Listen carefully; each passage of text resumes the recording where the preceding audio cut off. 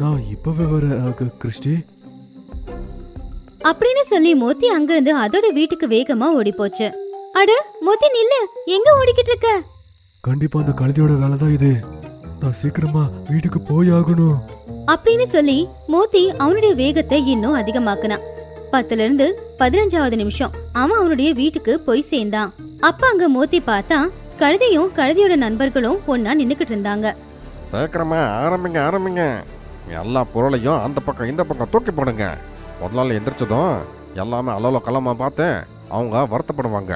அதுக்கப்புறம் மோத்தி வீட்டில் எல்லாம் என்ன துறைஞ்சதும் மோத்தி மேலே கோபம் வரும். அதுக்கப்புறம் மோத்தி திரும்ப வந்ததும் நல்லா அடிப்பாங்க அவனை.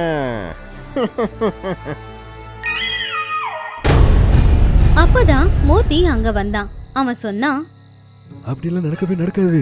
மோத்தி அவனோட வேலைய கரெக்டா பண்ணுவான். அப்படி சொல்லி மோத்தி ரொம்ப சத்தமா குலைக்க ஆரம்பிச்சான். எல்லாருமே ஓடி போங்க. அப்போ டோபியும் எழுந்திருச்சான்.